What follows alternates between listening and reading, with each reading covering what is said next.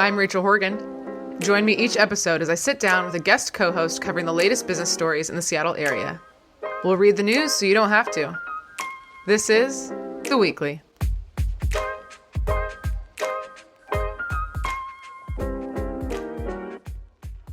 Okay, welcome to The Weekly. I'm so excited to be here. I have a fun guest for you, an ex-coworker of mine. We actually had somebody else who was going to record today, but she was sick. So I'm so grateful that Megan Campbell was able to jump in and speed read all these articles and do this with me. Hi, Megan. Hey. So Megan Campbell is a former journalist for the Puget Sound Business Journal. She spent a few years in PR, and now you're doing some freelancing. So I felt you were the perfect person to kind of jump in and get back to your old journalism days and read these articles. Don't you think? Yeah, totally. Thanks, Rachel. Yeah. So we were talking a little bit before we started recording that you've left journalism, but you still are really interested in reading local business news. Why does that still get you excited? It's my community, I'm a part of this place. I love Seattle and the Pacific Northwest, and I think it's important to stay in the know about what's going on around you. And having interviewed a lot of these major players, I like to keep tabs. I'm nosy, naturally, so... That's the real answer. You're just keeping tabs on everybody. Yeah, no, I love it. And you did interview a lot of these key players that we're going to be talking about today and on other episodes. So we've got 5 stories for you today. We have the Textio layoffs happening. KCTS9 and Crosscut open a new office. The Reign, the women's soccer team, is getting acquired. The Seattle Storm is opening a new facility. And lastly, Mayor Harrell has some new housing legislation that we'll explain to you. Are you ready to jump in? Let's do it. Okay. Textio is this company. So the headline for this article is that Textio laid off 16% of their workforce, which leaves them to about 70 employees right now. So Textio is kind of a cool company. It started in 2014. They use AI to remove bias from both performance reviews and from language and job postings to limit bias and to hire more diverse teams. So they announced these layoffs months after a CEO change, which I think we'll dive into a little bit in a second here. But I want to start with kind of Textio as a company. And I know that you and I are both job searching. Hint, hint for anybody listening, we are both job searching. So we've both seen a lot of these job postings. I've noticed there's a bunch and language does matter. So I've seen these ones be like, join our fast-paced team. And, you and I have both experienced burnout. And I'm like, do you have a slow-paced team? I know, right? But yeah, what have you been noticing in job descriptions that can potentially be biased that we maybe don't even notice? Oh, God. It's a lot of the same things that I think naturally lend themselves to burnout, like, being a salaried employee, but having to work overtime and not getting compensated for that. Being, a remote worker and having this idea that just because you're a remote worker means that you're accessible all the time. Mm-hmm. I don't jive with that anymore. Right. But you can see that in some of the language where it's like, and other duties upon request or sometimes weekends available, and just kind of some of those words in the posting that the only time that a weekend shift should be on my radar is if I'm working in like retail, Yeah. Well, and so they also changed the language or like look at language in feedback forms. And I remember I looked back at this really old form and it said, how is the salesman doing? And give the salesman a feedback from 1 to 5. It was an old form, but they still had it accessible. So, I think the company is just doing some really cool things. And so it's unfortunate they're laying people off. The announcement, like I mentioned, they have Kieran Snyder. She's the CEO, and she changes the CEO to her husband, actually. And then a few months later, they announced these layoffs. So I know you've worked in PR before. Do you feel like these were related to the CEO change? Do you think that they calculated that, or do you think it just kind of happened how it happened? Okay, so when you have a CEO change, it's interesting because their first job, I think, is to look at the company and figure out where they want to go in the future and how to position themselves for that. So they're like reevaluating everything. And I think an employee's worst fear is I'm going to lose my job. And it's not an unfounded fear, but layoffs don't necessarily or new CEO doesn't necessarily mean layoffs. In this case, maybe it did, because the new CEO is like, okay, let's look about like, where do we want to grow? I was reading the press release that they put out with Karen's transition, and she just said that she had been reflecting a lot on whether she was the right CEO to take Textio into the next wave. I don't know what the next wave means, but I know that that means that they're thinking about something like how to keep the company alive. And so sometimes that means like putting down an operation to bring something else up. So could be as simple as that.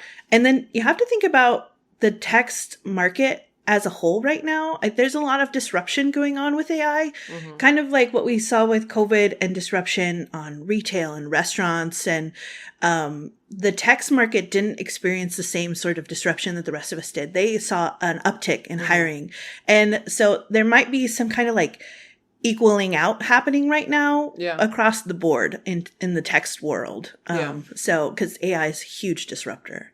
I just think it's interesting. It's a husband-wife duo, because like they had to have been talking about that before and been like, no, you do the layoffs. No, you do. I'm just kidding. No, I think it's like, it's interesting because she wants to like recharge, right? Yeah. I don't know. I'm recently married, but like when my husband is doing something that is like fully involved, and I just like that dynamic, you know, like I'm going to recharge, but like you take over. It's your turn. Yeah. I mean, she was CEO through the pandemic, and so take your time. Well, I don't even know what she's doing. She's probably still working. I mean, I love a good rest. Yeah. So I know. So there's a second article that I'm going to link in the show notes, and it's just about tech layoffs in general, and kind of talking about not only tech layoffs, but like how hard it is to get a job once you've been laid off and getting back into tech. I have a friend who I think went through like months of interviewing and like had to give sample work and all that kind of stuff. Did you have any thoughts on that article? Yeah, I think it's a good context piece, and it's really real for what a lot of people in our region are facing right now, because, you know, Microsoft, Amazon, they've all let go large groups of people, and including, you know, people I know who are looking for jobs and brushing up on new skills, trying to be as nimble as possible with the technology that's coming out. Because like folks who have been ingrained in these companies for a long time, like they learn company specific infrastructure, and now they're out in the world trying to get a new job. They got to learn new languages. They've got to learn new techniques. They've got to learn the latest and greatest, right? Like their experience is vital, but maybe they didn't have the same like learning opportunities to learn like, I don't know, Rust or Python. Those are different languages. I don't do coding, but I know your coding knowledge. I know, right? Yeah, I think back in the day when you study, I always was kicking myself. I'm like, God, I should have done computer engineering. Like, there are so many jobs, they're making so much money. What am I doing with my comm degree? And now I feel like even if you had that engineering, it doesn't even matter. It's like welcome to what the rest of us have been dealing with. I know. Also, I think this is the third time I've mentioned college on this podcast. Like, do I need a life? Okay.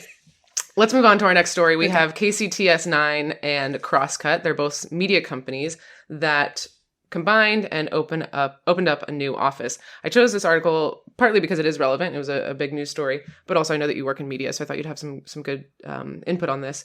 But basically, these two companies combined, and they're a nonprofit called Cascade PBS, previously called Cascade Public Media. So they changed their name to Cascade PBS. And they had their grand opening in First Hill. JPC Architects, a local architect company here, designed and did the renovations, and then Abbott Construction was the general contractor. I'd like to give a shout out to them. The renovations were made possible with the support of over 4,000 donors. I don't know if that's a lot or a little, but it seems like a lot to me. It's a lot. Right. Yeah. Okay. And it's the largest capital campaign in the organization's history. So it not only the largest amount of money and a lot of donors there. So they spent $23 million on the property, and oddly enough, $23 million also on the renovations. So working in media yourself, are you surprised by this level of support and funding? What are your thoughts? It's interesting because I feel like different media gets different kind of love.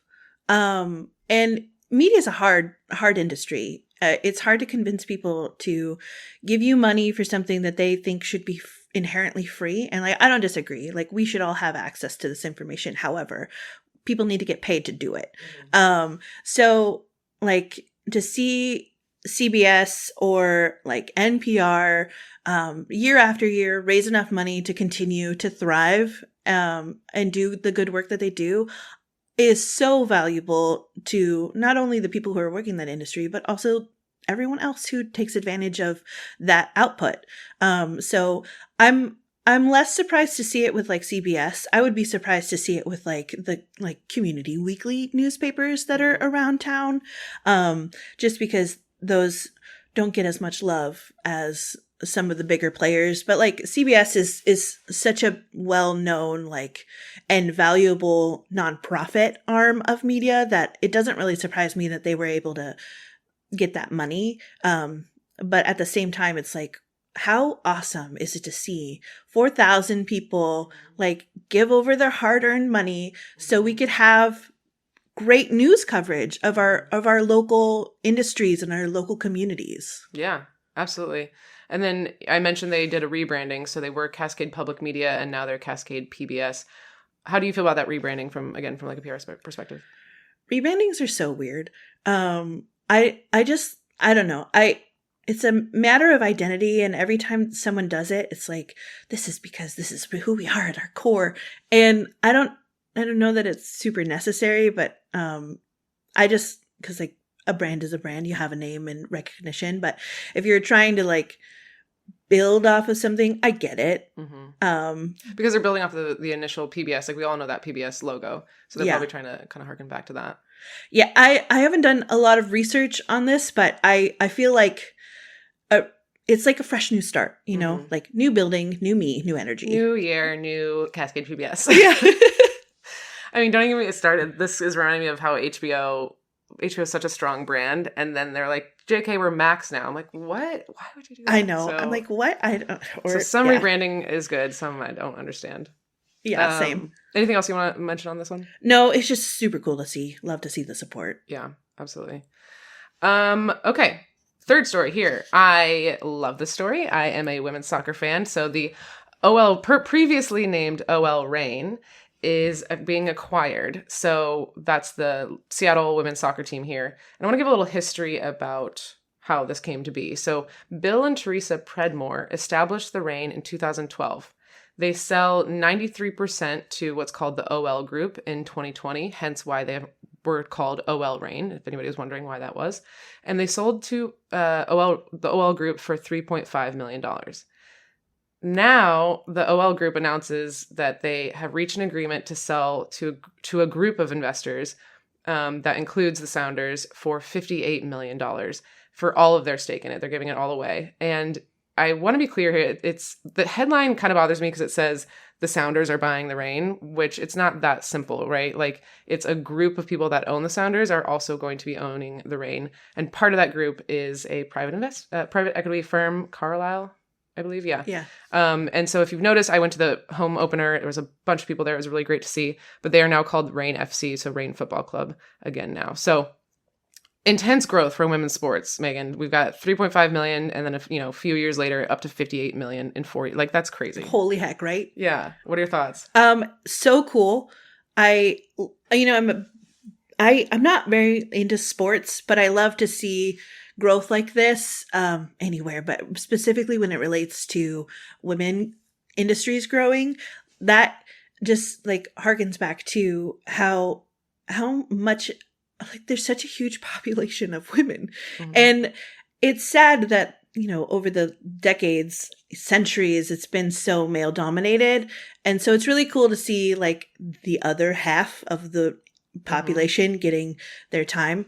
I love to see the growth. And I read this article that said that, women's soccer is part of the, like it's outpacing other sports in popularity. Specifically women's soccer. Specifically women's soccer. Okay. Yeah. So I think this is like a good proof point for that. Mm-hmm. And just like super cool. Yeah, I know. One thing that kind of I can't figure out though is who is in this group. That's why, because it's not, the deal hasn't gone through. It says they reached an agreement, but I can't find, and maybe by the time this episode airs, we'll be able to see it. But who else is in this group? We've got the private equity person. We've got some local people that have minority stake in it. But I kind of want like a list of everybody that is in there. Right. And I want to know, like, how hands-on are they going to be? Yeah. And that was what one of my questions was, how is that going to impact Seattle? Is it just going to be more funding to create more marketing? Better jerseys, better cleats. I don't know. Higher ticket prices. I don't know. Oh, possibly. I hope not for my sake, but but for their sake, I hope so. I in the article, in the PSBJ article, they listed like some execs from Microsoft, Amazon, Russell Wilson, Drew Carey, Macklemore as part of the group. Oh. I'm like really hoping that Drew Carey is not. I don't know, how involved is Drew Carey going to be in a women's soccer league? I don't know. I guess we'll find out. Yeah, is it going to be a Macklemore halftime show? That would be so cool. Love it. Okay, so speaking of women's sports, I didn't do this on purpose. It's just these they were making headlines. But the Seattle Storm, the women's basketball team here, the headline here is that they are about to open their new basketball practice facility. So it is set to open prior to their training on April 28th, so really soon here. The Storm is the most valuable team in the league, valued at about $150 million. There's 12 investor groups that were made up largely of women business leaders, LGBTQ, and people of color. Investor groups, to open up this practice facility. They used to practice over at Seattle Pacific University, which I don't know if you recognize, but that's actually, you can see it from here where we're recording. Cool. Yeah, down the street. I think I saw Sue Bird once. So they have these 12 investor groups. The zoning change went passed really quickly. So there's a lot of support legislatively to get this open. And it's what I thought was interesting in this article is that 85% of the design and engineering team are women and people of color, which I think is unusual or rare, I should say. It's going to be one of two practice facilities in the league specifically for women's teams. And I think a lot of that's because we don't have a men's team here. Designed by local architects ZGF, which if you remember from the first episode, that's who did the new Expedia headquarters.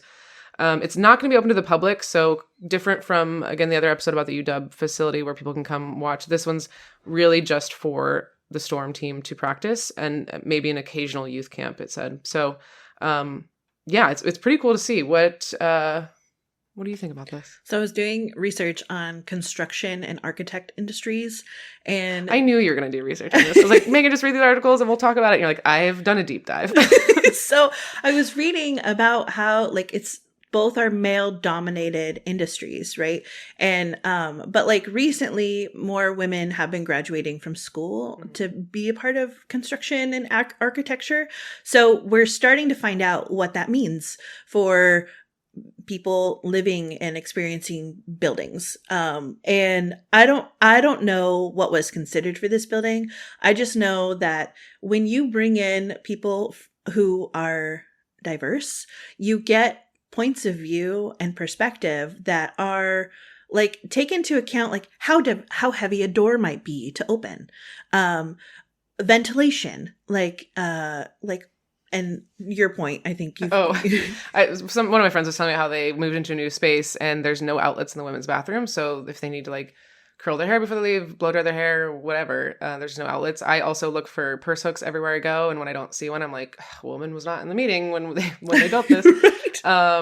And you also think about if this is a women's basketball practice facility, do the men and women's stalls have equal amount of stalls, or do they build a bigger women's bathroom to accommodate for that? Yeah, or is it just I don't know, unisex bathroom? I don't know. There are just so many different considerations when you bring in people who are not just male to build buildings. I remember doing stories on mental health facilities and bringing in architects who are thinking about the well-being of people who are in those buildings. And so the fluorescent lighting is probably not the best. No, it's not great. Windows. Yeah. And you think about the different kind of structures and how you have to have these middle passageways between the publicly accessed areas. So the staff can have safety.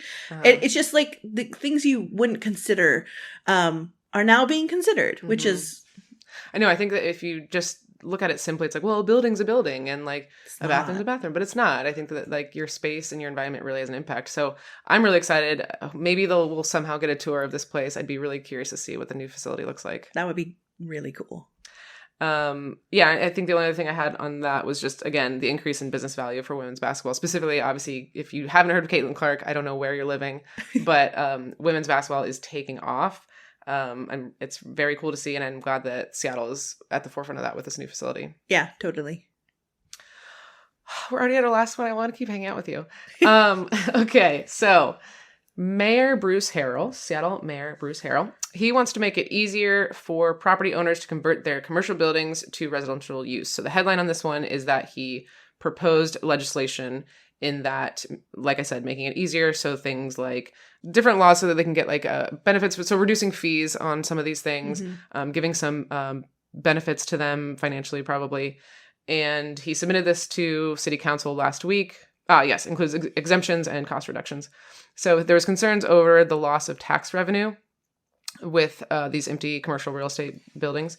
And it was a way to address housing affordability. This is not my area of expertise, but I know that you did a lot of articles on the housing industry. So do you agree with this proposed legislation? Do you think it'll pass? Like, look, we have to get creative with the housing problem. It's not going away. There are a ton of people here and they're coming more and more. And we need to provide shelter. There is a legitimate concern that after the pandemic, we're not going to go back to everyone's going downtown 5 days a week and hunkering in their office buildings. Like, that is probably not going to be a reality. I hope not anyway. I don't want to go back to the office 5 days a week. So we need to think creatively. And I think this is an interesting proposal.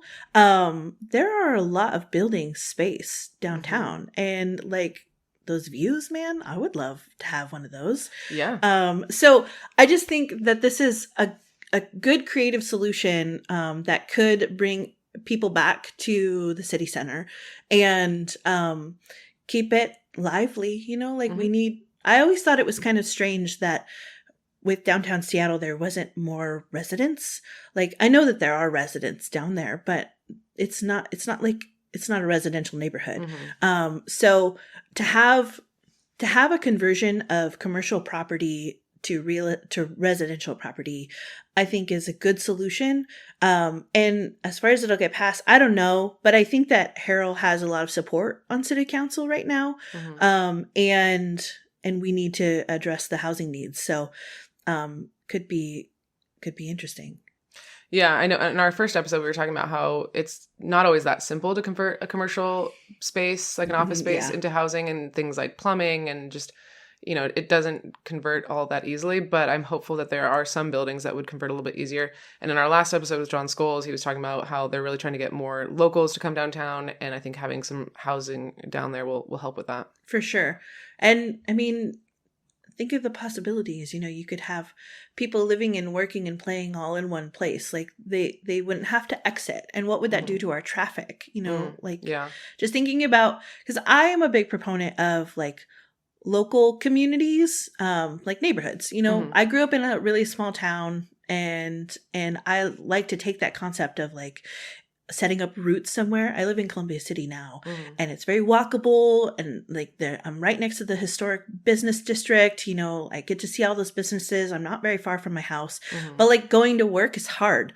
You got to slug through traffic, or take the train, and it, you know, one of the tracks are broken. You got to hop over. It's just a kind of a pain in the butt. Yeah. So having it all in one place could be fun. And it does seem, you know, I was reading that he's also proposed some land use code changes to increase density in every neighborhood and allow for some more corner stores. So it sounds like Mayor Harrell is kind of on that same path that you were talking about. Yeah, I think so. Yeah. Well, we'll see. See if that passes. I feel like it probably will. Any other thoughts? No, God, I always have thoughts, Rachel. Well, we'll have coffee and we'll do more thoughts. But is there anything you want to plug? Anything that you want our audience to know about you? You're putting Hire me on the spot. No, I mean, like, I'm writing a book, so Oh. yeah, that's fun for me. Okay, well, when you write it, come back on the podcast and we'll Oh God. Okay, sounds good. How long is it going to take? How long does book writing take? Well, I'm about 23,000 words in now. Wow. Okay. But I've just begun. Okay. Well, best of luck to you on that. Thank you again so much for jumping in last minute. I thought you did a great job, and I loved breaking down the news with you. Thanks, Rachel. All right, thanks. This has been The Weekly. Make sure to check back next Sunday for the latest local business news. We love listener feedback, so if you have any story suggestions, comments, or complaints, email us at theweeklyseattle@gmail.com. We'll see you next time.